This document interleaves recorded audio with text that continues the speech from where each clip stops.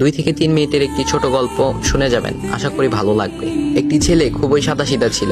সে একটি দোকানে চাকরি করত। ছেলেটির বেতন ছিল মাত্র 5,000 টাকা। ছেলেটির দোকানের সামনে দিয়ে প্রতিদিন একটি মেয়ে স্কুলে যেত। মেয়েটি প্রতিদিন বোরকা পরে যেত, কিন্তু প্রায়ই মুখটা খোলা থাকতো। একদিন হঠাৎ করে ছেলেটির নজর পড়লো মেয়েটির দিকে। এভাবে বেশ কয়েকদিন যাবার পর মেয়েটি বুঝতে পারলো ছেলেটি তাকে লক্ষ্য করে। মেয়েটিও বাঁকা চোখে ছেলেটির দিকে তাকাতে শুরু করলো। ছেলেটি মেয়ের চলাফেরা দেখে মুগ্ধ হলো। আফসোস করতে লাগলো, ইস, যদি আমিও আজ পড়াশোনা করতে পারতাম, তাহলে সাহস করে মেয়েটির সাথে কথা বলতে পারতাম। মেয়েটি বুঝতে পারলো ছেলেটি তাকে ভীষণ পছন্দ করে। তাই একদিন মেয়েটি ছেলেটির দোকানের পাশে দাঁড়িয়ে রইল। তখন ছেলেটি দুপুরের খাবার খাওয়ার জন্য দোকানের বাইরে আসে। সে চায়ের দোকানে গিয়ে 5 টাকার একটি রুটি খেয়ে পানি পান করে আসতে লাগলো। তখন মেয়েটি তার কাছে গেল। তুমি ভাত খেলে না, রুটি দিয়ে পেট ভরবে? তখন ছেলেটি মেয়েটিকে দেখে অবাক হয়ে গেল। তখন ছেলেটি বলল, আমি ভাত খেলে আমার মা, বাবা আর ছোট বোনকে কি খাওয়াবো? মেয়েটি শিক্ষিত, তাই অল্পতেই বুঝে গেল। সে হাত ধরে বলতে লাগলো, তাহলে তুমি যে আমাকে পছন্দ করো, আমাকে কি খাওয়াবে? তখন ছেলেটি বলল, আমি তো তোমাকে আপন করে পাওয়ার জন্য দেখি না, কারণ সে যোগ্যতা আমার নেই। তবে এটা সত্যি যে তোমাকে দেখলে আমার খুব ভালো লাগে, তাই দেখি।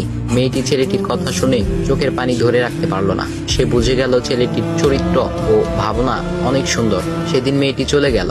বাসায় গিয়ে রাত্রিবেলা মেয়েটি অসুস্থ হয়ে পড়ল। পরে তাকে ডাক্তারের কাছে নিয়ে আসা হলো। বলা হলো মেয়েটার 2টি কিডনি নষ্ট হয়ে গেছে। তখন মেয়ের বাবা ফোন করলো তার বন্ধুর ছেলেকে, যার সাথে বিয়ে দেওয়ার জন্য সে পাগল। কিন্তু মেয়েটি তার বাবার পছন্দের ছেলেকে বিয়ে করতে রাজি না, কারণ সে ছেলেটি টাকা থাকলেও কি হবে, তার চরিত্র খারাপ, সে লোভী।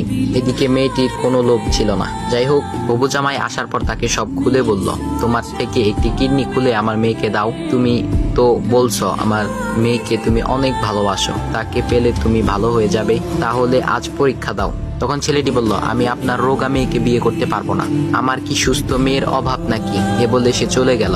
বাবা তখন কেঁদে কেঁদে মেয়ের কাছে সব খুলে বলল। মেয়েটি বলল, বাবা তুমি কেঁদো না, একটা পথ এখনো আছে। আমাদের সামনে মোড়ে বড় একটা দোকান আছে না, তুমি সেখানে যাও।